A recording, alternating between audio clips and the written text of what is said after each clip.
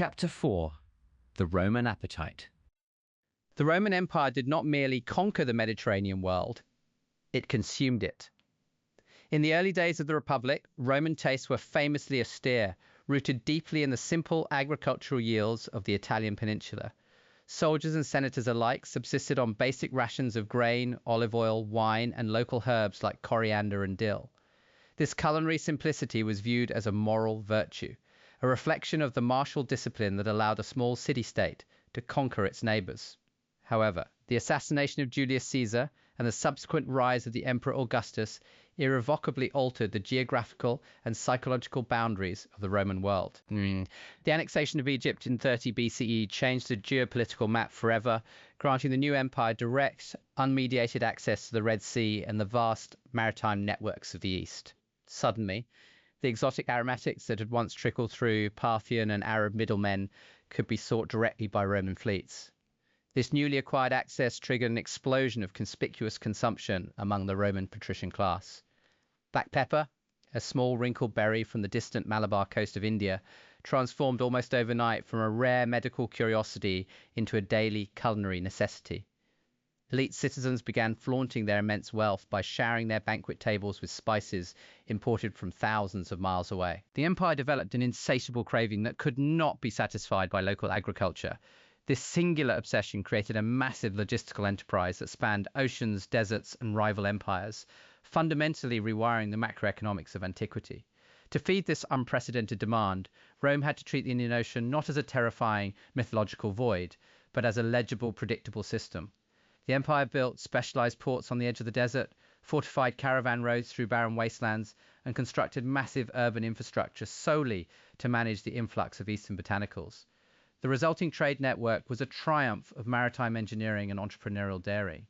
Yet it also became a terrifying financial vulnerability. Rome was about to discover the catastrophic, hemorrhaging cost of a globalized palate, the Periplus of the Erythraean Sea. Cataloging the unknown. To navigate the chaotic, storm-tossed waters of the Indian Ocean, Roman merchants needed more than just courage and stout timber. They needed actionable data. Enter the Periplus of the Erythraean Sea, an anonymous mid-1st century text written in Koine Greek that served as an ancient logistical master key.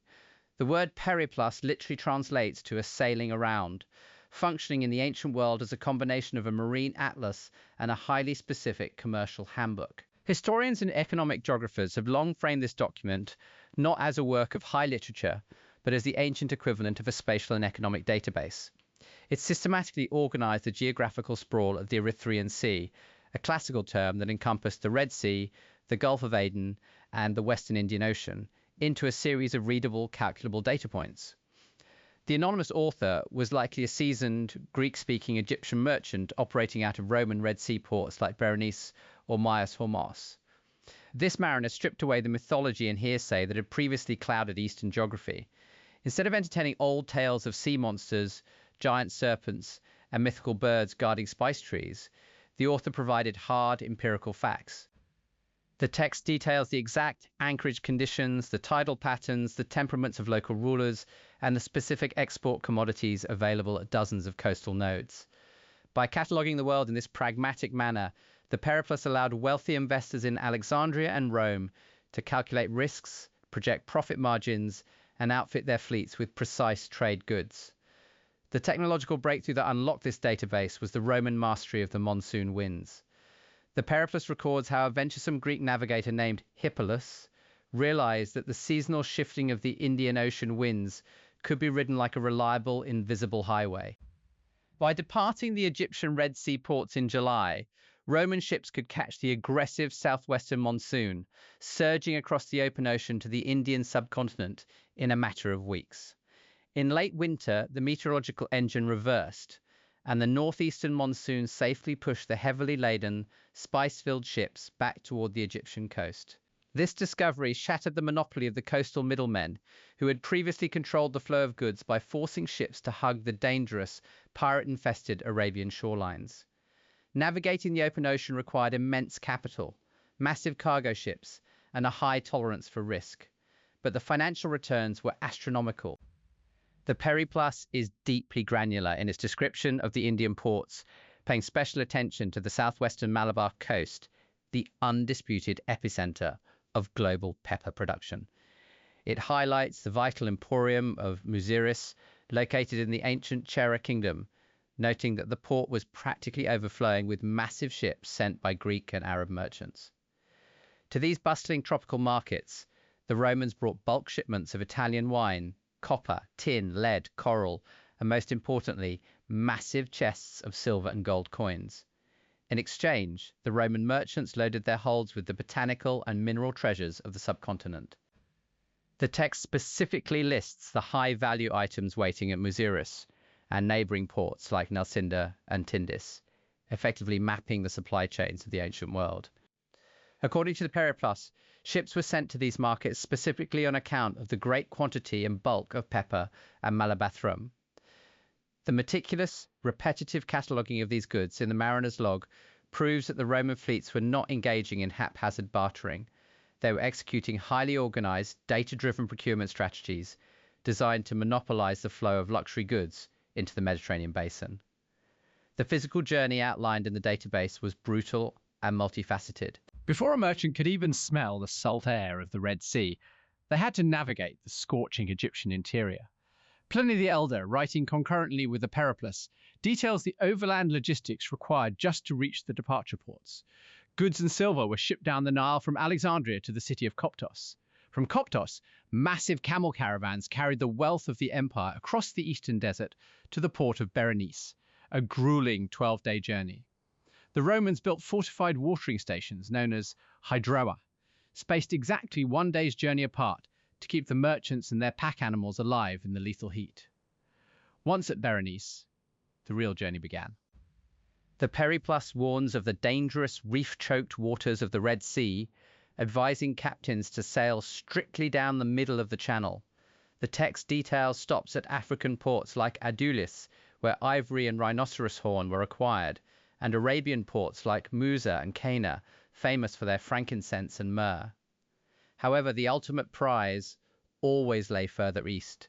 The Roman merchants were singularly obsessed with reaching the Tamil kingdoms of southern India, known to them as Damirika. It was here, in the dense highland forests of the western Ghats, that tribal peoples harvested the black pepper that would soon grace the tables of Roman senators. The wealth drain, the macroeconomics of antiquity. While the maritime merchants celebrated their unprecedented profit margins, the macroeconomic reality of this trade deeply alarmed the Roman state. The core issue was a severe structural trade imbalance between the Mediterranean and the Indian subcontinent. The Romans simply did not produce enough manufactured goods that the wealthy Indian kingdoms actually wanted or needed to buy. Aside from limited quantities of high-end Mediterranean wine, raw glass, coral from the Mediterranean seafloor, and basic industrial metals, the Roman cargo holds were practically empty of viable barter goods. The only way to balance the massive, thousands of tons spice ledger was by hemorrhaging precious metals. This dynamic required the continuous, staggering export of aurei and denarii, the hard currency of empire. These beautifully stamped gold and silver coins flowed out of the Roman economy, onto the ships at Berenice, across the Arabian Sea, and straight into the heavily guarded vaults of South Indian kings. The sheer scale of this wealth drain became a major political flashpoint and a source of deep moral panic in the 1st century CE. The most famous and bitter critique came from Pliny the Elder, a highly respected Roman naval commander and encyclopedist who viewed the pepper trade as an existential threat to the empire's solvency. In his monumental masterwork, Natural History, Pliny lamented the economic devastation wrought by Eastern trade. He explicitly stated that India, China, and the Arabian Peninsula were draining the Roman treasury of a staggering 100 million sesterces every single year. To anchor this figure in physical reality, modern economic historians estimate that 100 million sesterces was roughly equivalent to 1 million gold aurei or 25 million silver denarii. This was an astronomical sum, representing a massive percentage of the empire's total annual coinage and gross domestic product.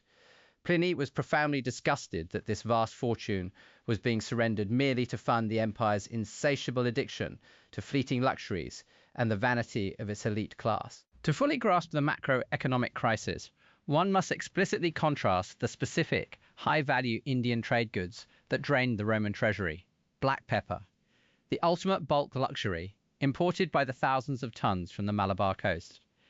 They required massive cargo holds, drove the development of the largest ocean-going freighters, and acted as the primary financial catalyst for the entire Indian Ocean maritime network.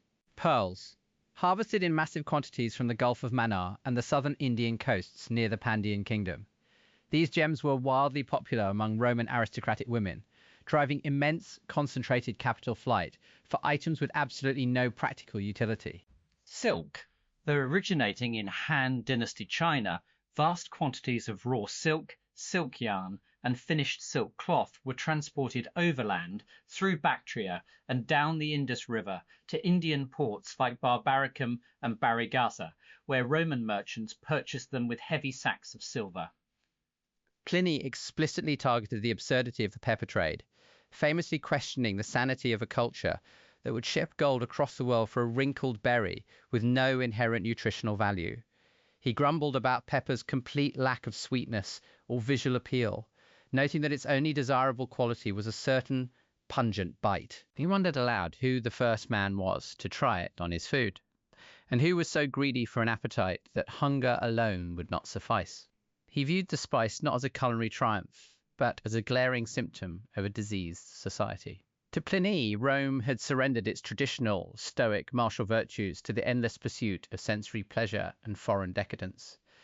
The physical evidence of this macroeconomic crisis still exists today, buried deep in the red soil of southern India. Over the past 2 centuries, archaeologists and local farmers in regions like Kerala, Tamil Nadu, and Andhra Pradesh have unearthed massive, spectacular hoards of Roman silver and gold coins. These caches, frequently found packed into terracotta jars, predominantly date to the reigns of early emperors like Augustus, Tiberius, and Nero. The sheer volume of these finds perfectly corroborates the literary complaints of Roman politicians. The coins prove beyond a shadow of a doubt that Roman wealth was being systematically relocated to the Indian subcontinent.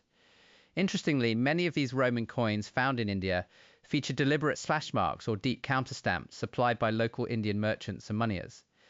This physical mutilation indicates that the Indian kingdoms largely viewed the aurei and denarii not as circulating foreign currency, but simply as guaranteed units of high-purity bullion. The Indian economy absorbed this foreign wealth like a massive sponge, routinely melting the coins down for elaborate jewelry or hoarding them permanently in massive temple treasuries. Because the gold and silver rarely circulated back to the West, it was permanently removed from the Mediterranean money supply, creating a terrifying black hole for Roman capital. This continuous outflow of bullion eventually triggered severe fiscal consequences for the Roman state. As the imperial treasury depleted its physical silver reserves to pay for eastern spices and silks, later emperors faced mounting budget deficits. To continue funding the army and the vast imperial bureaucracy, the state was forced to systematically debase the denarius. Emperors gradually reduced the actual silver content of the coins, replacing it with cheaper base metals like copper, simply to stretch the remaining domestic supply. The resulting inflation drastically destabilized the Roman economy. In a very real sense, the elite patrician class's addiction to Indian pepper directly contributed to the slow, agonizing financial rot of the global empire. The Senate's despair, Tiberius, and the moral panic. Pliny the Elder was not the only Roman intellectual to view the spice trade as a harbinger of doom. The hemorrhaging of wealth to the east was a frequent topic of bitter debate on the floor of the Roman Senate. As early as 22 CE, during the reign of the Emperor Tiberius, the immense cost of imported luxury goods had sparked a genuine moral panic. The senators, aware of the widespread flouting of traditional sumptuary laws, petitioned the emperor to intervene and curb the rampant, destructive spending of the patrician class. They wanted the state to legally mandate austerity and stop the outflow of capital. Tiberius, however, responded with a famous letter to the Senate, beautifully preserved in the annals of the historian Tacitus. The emperor expressed deep frustration, noting that the desire for luxury had infected the Roman soul so completely that legislation alone could not cure it. He bitterly complained about the specific economic mechanisms of the Eastern trade. He asked the Senate how he was supposed to regulate the boundless greed of the aristocracy, specifically targeting the exotic gems and spices that were bankrupting great families. Tiberius explicitly lamented that the wealth of the empire was being transferred to foreign and hostile nations simply to satisfy the vanity of Roman consumers. The philosopher Seneca the Younger echoed this intense disgust.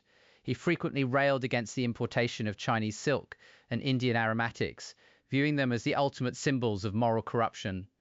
Seneca was appalled by the enormous sums of money wasted on frivolous, translucent clothing that offered neither warmth nor modesty. He complained that Roman women were dressed in materials that left them practically naked in public, all funded by the endless export of Roman gold. To these traditionalist thinkers, the trade networks described in the Periplus were not a triumph of logistics, they were a heavily trafficked avenue of cultural suicide. The satirist Juvenal also weaponized the spice trade in his scathing critiques of Roman society. In his satires, Juvenal mocks the greedy, foolish merchants who risked their lives on the terrifying open ocean simply to bring back holds full of pepper and grain. He paints a pathetic picture of a shipowner clutching his purse of clipped silver coins as his vessel is shattered by a lightning storm, dying solely for the sake of importing a pungent condiment. Juvenal's verses capture the inherent absurdity of the macroeconomic system. Men were drowning in the Erythraean Sea, and the empire was going bankrupt.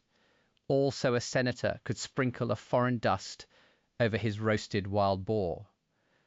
Despite these intense moral and economic warnings, the trade only accelerated.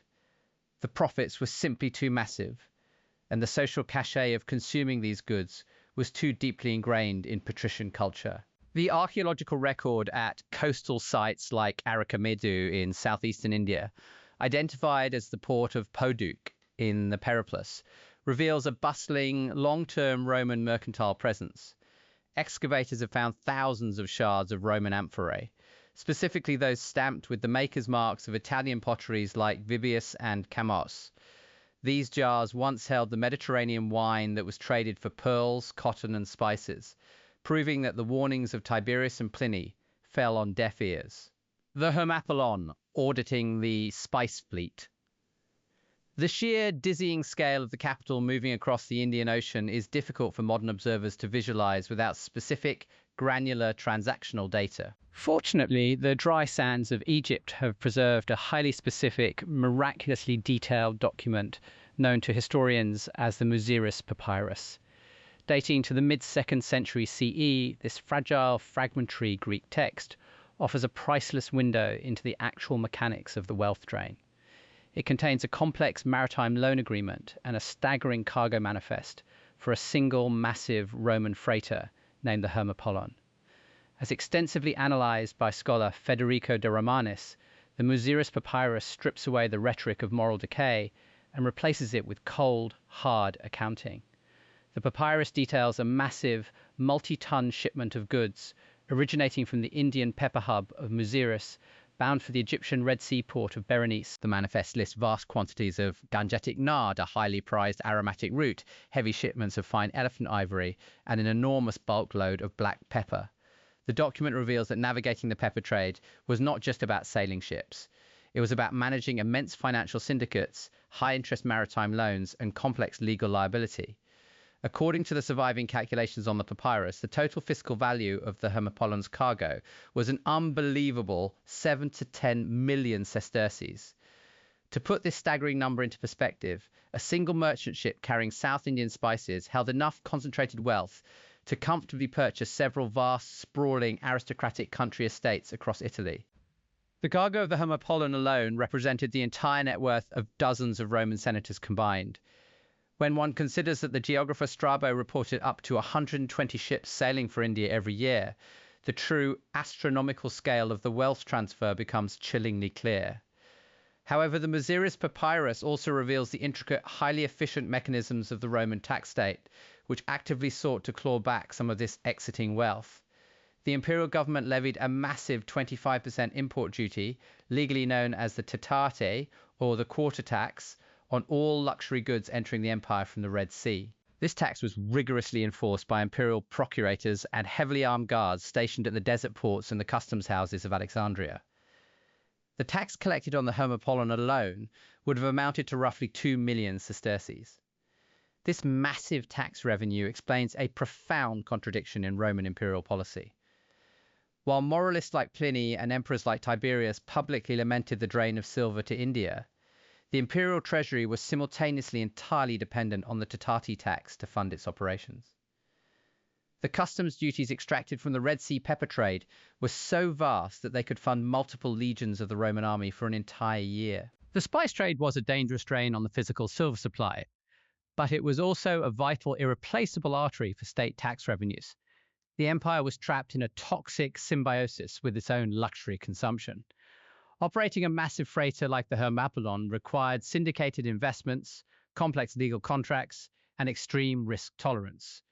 Merchants had to meticulously calculate the costs of renting camel caravans across the brutal eastern desert, hiring heavily armed mercenary guards to deter bandits, paying for riverboat transport down the Nile, and leasing expensive warehouse storage in Alexandria. The entire system was a marvel of ancient logistics, heavily reliant on the precise, predictable data outlined in guides like the Periplus to ensure that the delicate, highly valuable pepper did not rot or disappear in transit. Apicius and the imperial kitchen, the status symbol. To truly comprehend why the Roman elite were willing to destabilize their own economy and risk the wrath of the sea for a spice, one must look closely at the dining tables of the patrician class.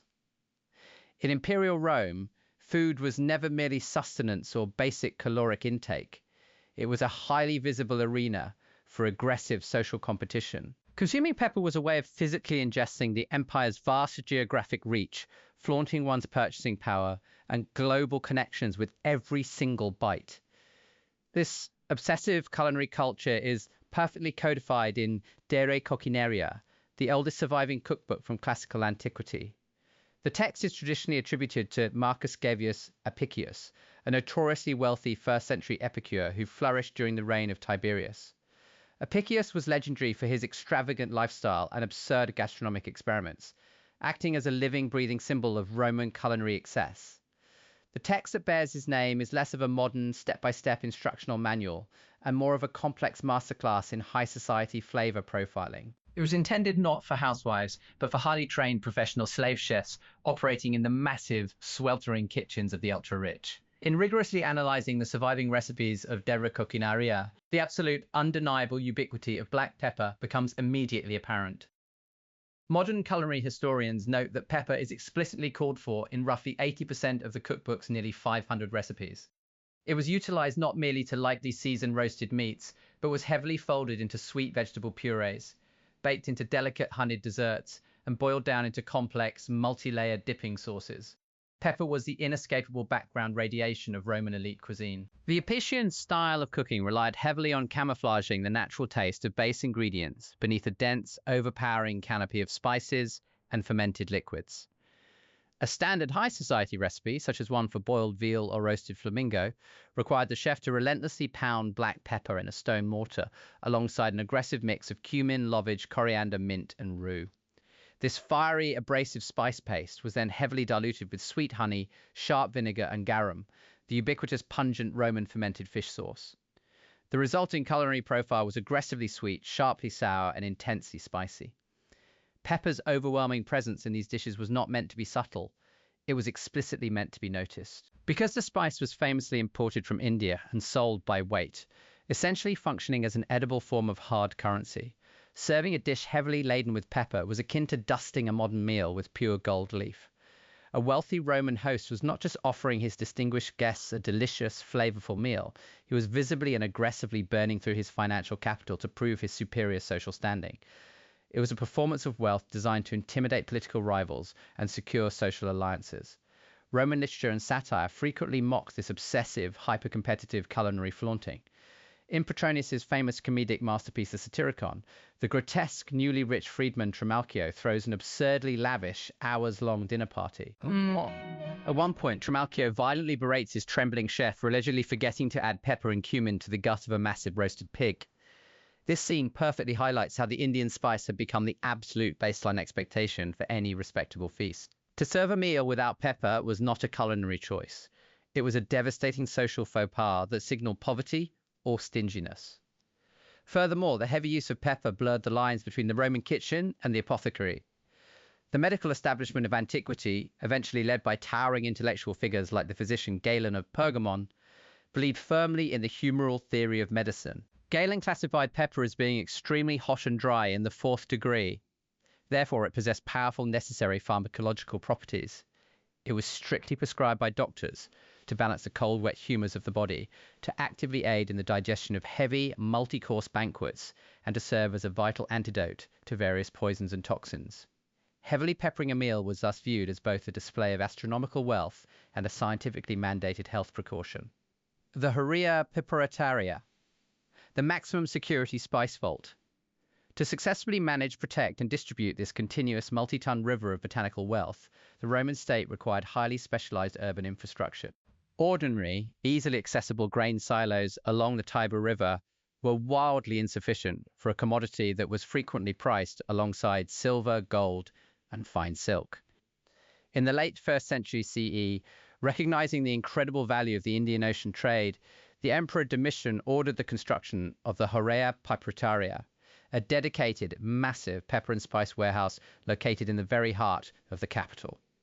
Situated on the Velian Hill, a strategic, elevated ridge sloping down between the palatial complexes of the Palatine Hill and the bustling commercial center of the Roman Forum, the Horea Piperitaria was designed explicitly as a maximum security spice vault. Its highly central location allowed for efficient bureaucratic management and rapid distribution to the elite markets and apothecaries of the city. More importantly, it kept the incredibly valuable inventory under the direct, watchful eye of the imperial administration.